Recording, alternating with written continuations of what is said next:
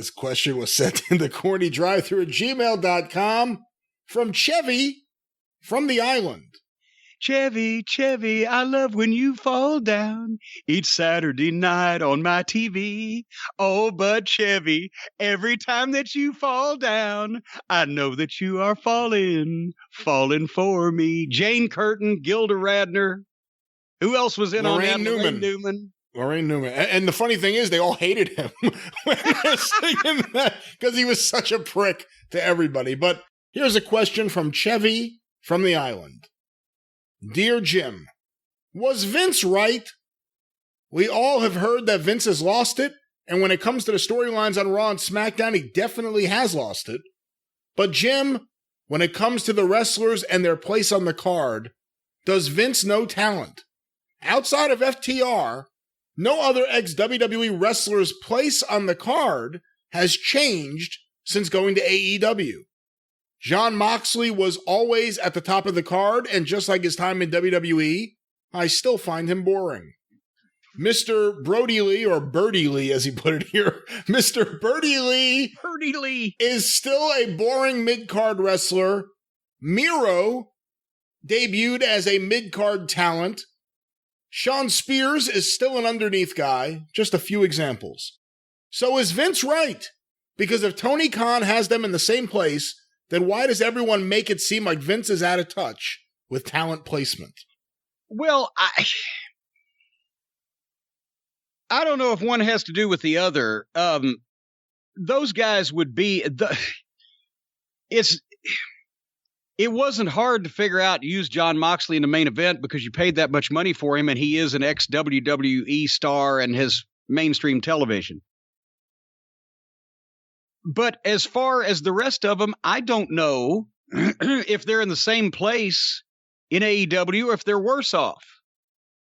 Because they sure got more out of old Miro in the WWE from what I'm seeing than they are in AEW. You've seen him. You would concur with that. You saw more of him in the WWE than I did, right?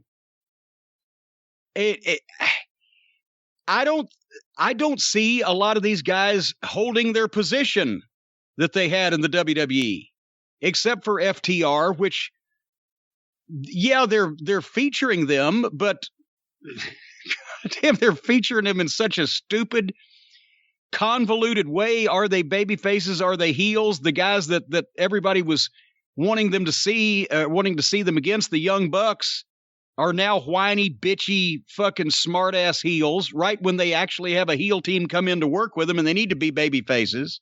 They were baby faces before. Vince does know talent. As we just talked about earlier, Vince wanted to push Roman Reigns. Problem is he was stubborn and wanted to push him as his top babyface instead of letting the people get to like him by making him a heel first and making him not like him and then switching him. And then because Vince does not know talent in all cases because he has what is it? Is it he doesn't see some guys like Bryan Danielson as a top guy because of the lack of size and or over-the-top personality. But at the same time, there are exceptions to the rule. I'm the same way in a lot of cases. This group of grade schoolers, in modern-day wrestling, does not intimidate or inspire anybody to fucking go, wow, look at that guy. But when you've got a guy like Bryan Danielson, Daniel Bryan, that was so good in the ring, was that even though he wasn't very tall, he had the body for his height, and he could perform, and the people saw that he was getting the raw end of the stick, and so they hijacked the whole show in his behalf. Vince has a problem using some guys like that. Vince never saw anything in Chris Candido, which to me, I don't care if he was 5'6". He also could out bench press 80% of the fucking locker room. So, yes, Vince knows talent better than Tony Khan does. That's why he's got most of it.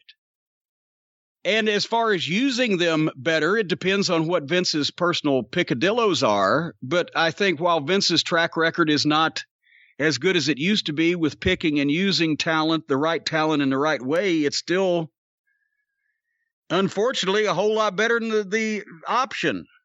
If you want to talk about not only recognizing talent, but using it to the best of your ability, then you have to go to a Ring of Honor or a smaller company, ECW. Look at the fucking guys Paul Lee had when everybody was saying, oh, this is the greatest thing in the world. It was smoke and mirrors. He got fucking Public Enemy over, for God's sake.